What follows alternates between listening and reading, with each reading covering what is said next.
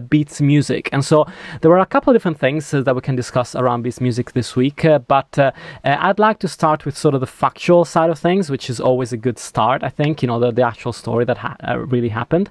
And that is the fact that Beats Music has bitten the Apple bullet and decided to add in-app purchase to its offering on the iOS app, which remains at $9.99 a month in the US. So that means that Beats Music is giving essentially 30% of that revenue to Apple. The move was apparently spurred by the fact that Beats Music has a heavy iOS user base, and they had to go out of their way to make sure that the iOS users could upgrade super easily and try and capitalize on that support from the Apple ecosystem. So Stuart, do you think this is kind of a weird move, considering that most other companies that are working in this field and that have added in-app purchase for their streaming service have actually charged more to consumers to be able to compensate for that loss?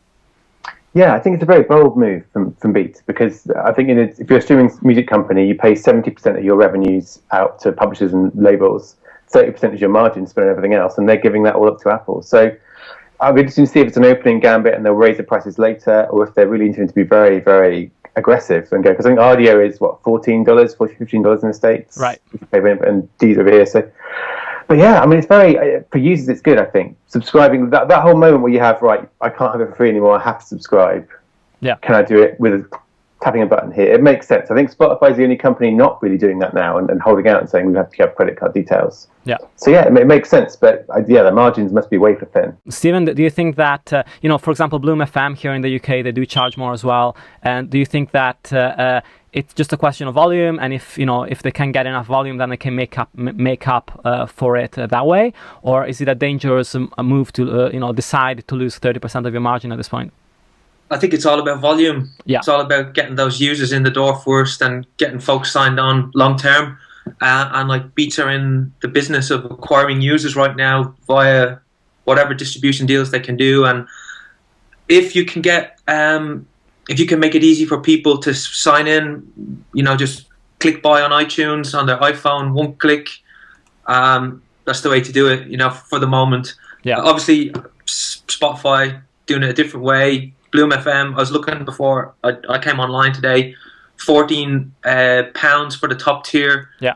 Bloom FM package here in the UK.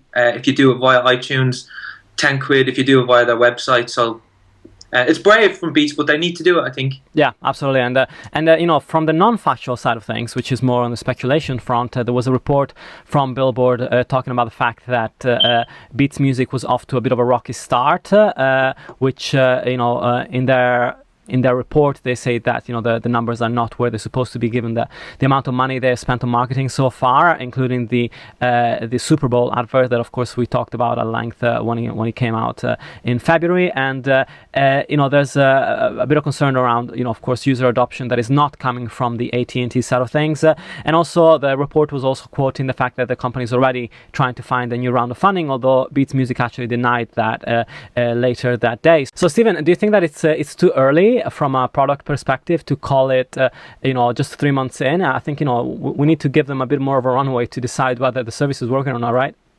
Yeah, absolutely. And I'm sure when Beats have numbers to release, they won't be they'll be pretty quick about getting those numbers out there. It's important that they're successful. I think there's for any streaming is still not mainstream, people are saying. So and the labels want Beats to succeed. Yeah. So yeah, let's give them some time. Yeah, give some time to talk to sort of sort out the kinks, and I'm sure that maybe when they do tie up the service with their headphones, that might be a big boost to the service overall as well. And yeah, I think they could. I'm surprised that they haven't yet done that, but maybe it's still early in the cycle. I presume they're working on that on some kind of distribution opportunities with the headphones and the AT&T deal, and then maybe they're figuring out international as well. Exactly. Yeah. That's the toughest part, isn't it? Trying to figure out the licensing side of things for international is going to be a big headache for them as well. And so, yeah, I mean, it's just a bit weird, like at the moment we're just going on rumors. Stuart, how do you feel about, there's a lot of articles these days that are, I feel writers that I trust wholeheartedly, where you're talking about rumors or people familiar with the subject, but there's a lot of speculation also around services. So how do you handle that as a journalist? So when it comes to like trying to decide whether that's a source worth mentioning if it's coming from a third party and you can't really confirm it yourself? Yeah, it's hard because leaks are great fun as journalists. We know figures coming out. If you got them written down on paper, like we did some stories in the past about Spotify, for example, when we had the figures from a label contact. Yeah. So we had them in black and white, and we knew they were true, so we could go with it. And here, a lot of it is just ask the question of who is leaking and why, and what is their kind of incentive and what they're doing. So here, it's clearly labels saying we think we'd like Beats to be doing something different.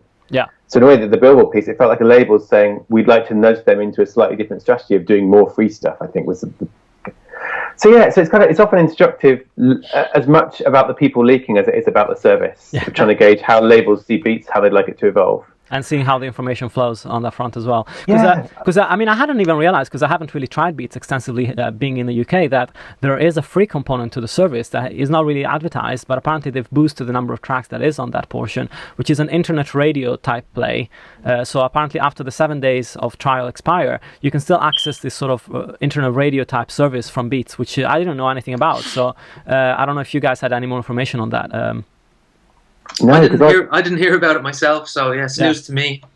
And they've been very big, haven't they? Like Ian Rogers, the boss, has been very big on like, you pay for music. Music has a value. We don't think we should give it to you free, and we're not building that kind of business. And so that's the other thing is a dynamic here of he's been very clear about how he sees Beats music operating. Yeah, and it's going to be not ad funded and free. It's going to be a premium service. Yeah. And this article seemed to have rights holders saying we'd like it to have more free stuff, which would be a very big reversal to make, change the kind of nature of the business and make it more like Spotify and Deezer. And in a way, I kind of, I'd like Stephen was saying, I want to see it after a year and how it's done, so we can understand if you can have success with a premium-only streaming service with limited trial. Yeah. And it's interesting because then it's different to the others in that respect. Or Rhapsody, I think, is the most close we have, I suppose. So I think, again, we were talking musically about this, about how I think in America there's a big thing where you have a look at the first 100 days of anything and say, how's it gone? Which I think is like a JFK thing, isn't it? I think the first 100 days of the presidency. Yeah.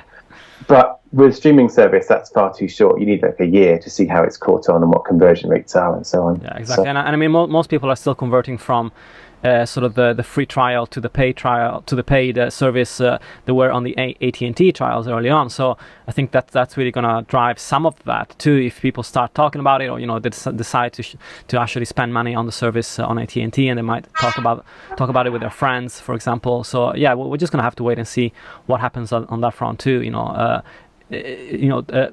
Viral marketing is one of the most important things for these services, and making sure the users are happy and that they advertise the service with their friends. So we're going to have to see what happens.